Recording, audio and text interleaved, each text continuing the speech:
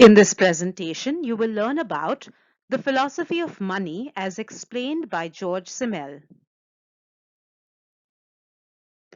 People think about money as coins and banknotes that enable you to buy goods and pay for services. However, from the sociological perspective, money is much more. For example, anthropologist Mary Douglas defines money as extreme and specialized type of ritual, while the philosopher Schoenhofer says that money is human happiness in the abstract. The economist Adam Smith saw money as the work, while Leo Tolstoy called them new form of slavery and terrible. The Holy Catholic Church will say that the love of money is the root of all evil.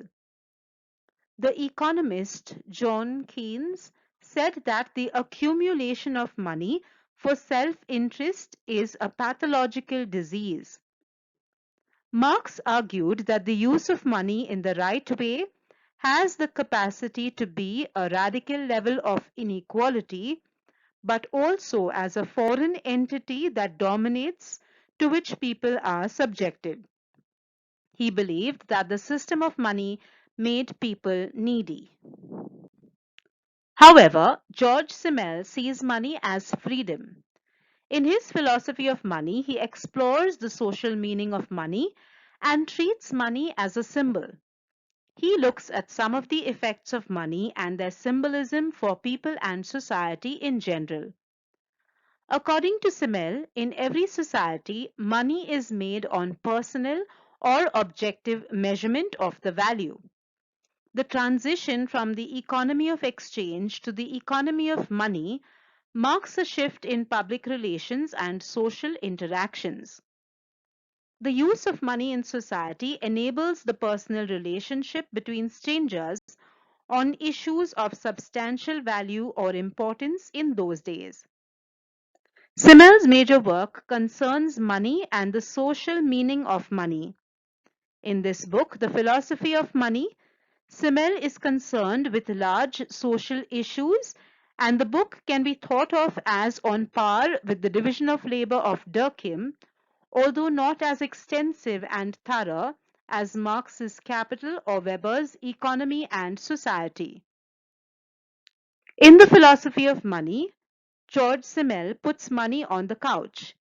He provides us with a classic analysis of the social, psychological, and philosophical aspects of the money economy, full of brilliant insights into the forms that social relationships take. He analyzes the relationship of money to exchange, human personality, the position of women, and individual freedom. Simmel also offers us prophetic insights into the consequences of the modern money economy and the division of labor, in particular, the processes of alienation and reification in work and urban life. Though it is clear from the title that Simmel's focus is on money, his interest is embedded in a set of broader theoretical and philosophical concerns. Simmel was interested in the broad issue of value and money, which can be seen as a specific form of value. At another level, he was not interested in the money, but its impact on wide range of phenomena as the inner world of actors and objective culture as a whole. He treated money as a specific phenomenon linked with a variety of components of life, including exchange, ownership, greed, extravagance, cynicism, individual freedom, the style of life, culture, the value of personality, etc. Finally, he saw money as a specific component of life capable of helping us understand the totality of life. He saw economic problems of his time as simply a specific manifestation of a more general cultural problem, the alienation of objective from subjective culture. The philosophy of money begins with a discussion of the general forms of money and value. Later, He moved to discussion on impact of money on the inner world of actors and on culture in general. Money and value. One of Simmel's concerns were relationship between money and value.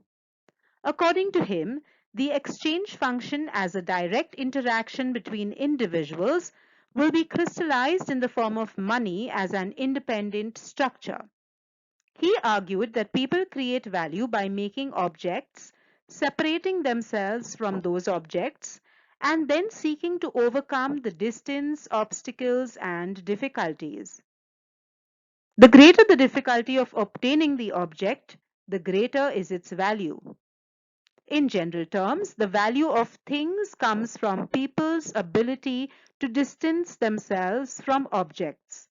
The things that are too close and easy to obtain are often not valued. Also, the things which are too far, too difficult, and nearly impossible to obtain are also not often valuable to us. Most valuable things are neither too distant nor too close. Factors responsible for making valuable or not valuable include time, scarcity, the difficulties involved in obtaining it, etc. People try to keep themselves at a proper distance from attainable objects. In economic realm, money serves both to create distance from objects and to provide the means to overcome it. In modern economy, the value attached to the object places it at a distance from us. We cannot obtain it without money. The difficulty in earning the money and the difficulty in obtaining it makes it valuable to us. Also, when we have enough money, we are able to overcome the distance between the object and ourselves. Money thus performs an interesting function. Money creates connections and obligations between peoples and institutionalized relations with the use of coins, banknotes, and contracts as a bank account. For example, relations of dominance and dependence become quantitative relationship for an individual who has more or less money. Their status is on personal and rationally numerable.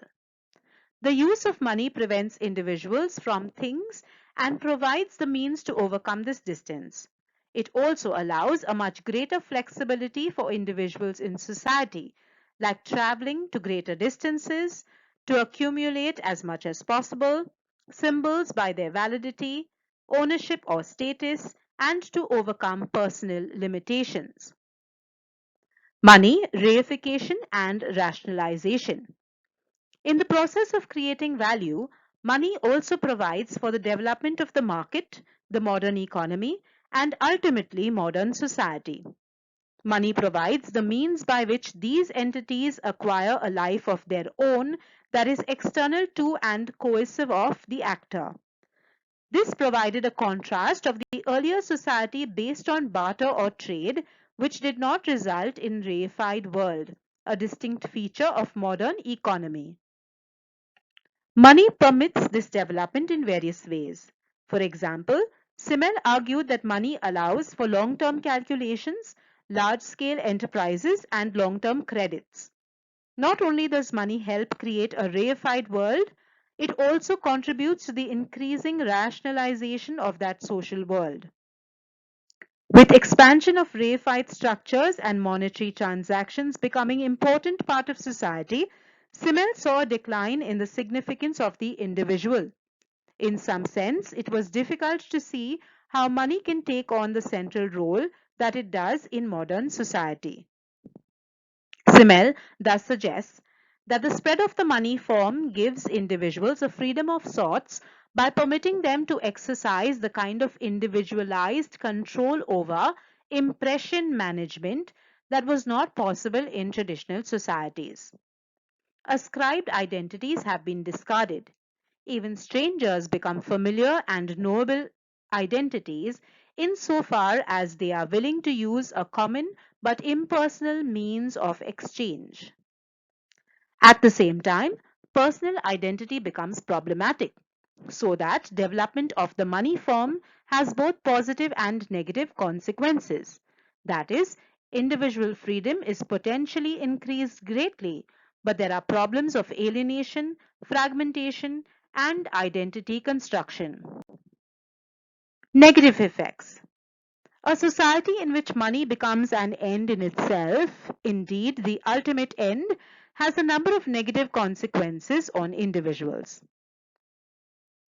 Increase in cynicism. Cynicism is induced when both highest and lowest aspects of social life are for sale, reduced to common denominator, money. Thus, one can buy beauty, truth, or intelligence as easily as we can buy cornflakes and deodorants. Thus, equating anything with money has resulted in the cynical attitude where anything can be bought and sold in the market. Increase in the blaze attitude. This money economy also includes the blaze attitude where everything seems equally dull and grey hue as not being excited about. The blaze person loses his ability to make differentiation between the value of the object being purchased. Impersonal relations. Another negative effect of money economy is increasing impersonal relations amongst people. Instead of dealing with individuals and their personalities, we are increasingly dealing with their positions, like delivery man, the baker, and so on, regardless of the person holding that position. Thus, in modern economic society, as we depend more and more on others for our existence and survival, we are less aware about the people who occupy those positions. The personality of an individual tends to hide behind the identities of the positions that they held. Reduction of human values. Another impact of money economy is the reduction of all human values to dollar terms. He gave the example of exchange of sex for money. The expansion of prostitution can be attributed to growth of money economy. Thus, there is an emphasis on quantitative rather than qualitative factors in the social world.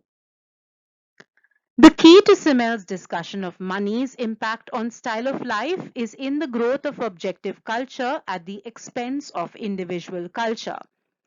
The gap between the two grows larger at an accelerating rate. For Georg Simmel, the use of money in economic exchanges always has to do with the individual who chooses to sacrifice something in order to optimize a desired thing. He believed that every social action is exchange action. Therefore, social interaction is the exchange of representations of symbols, money. According to Simmel, philosophical meaning of money within the practical world represents the safe figure and high formula of which personificates all beings, according to which things make sense through each other and have their existence through their mutual relations. Thus, Simmel's sociology can be regarded as similar to that of the other classic writers in some senses, although he had less to say about social structure or its dynamics than did Marx, Weber, or Durkheim. He did discuss objective culture, and his writings on money have some affinity with Weber's rationalization.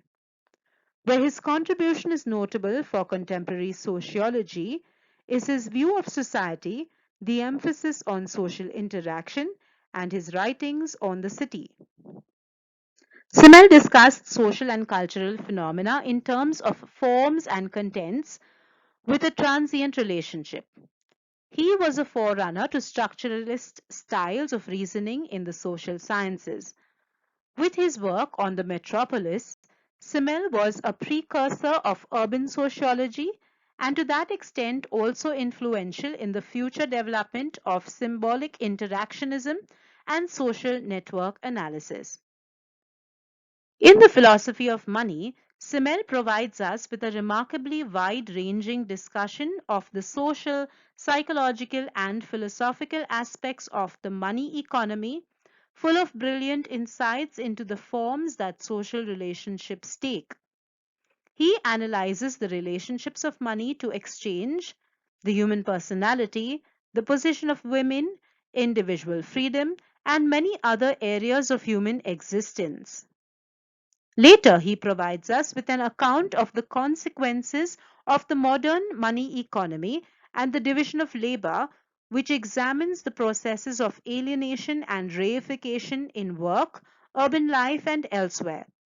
Perhaps more than any of his other sociological works, the philosophy of money gives us an example of his comprehensive analysis of the interrelationships between the most diverse and seemingly connected social phenomena. Thank you for watching the presentation. Do like, subscribe, share, and leave your comments about this presentation or any other topics you would like to learn more about.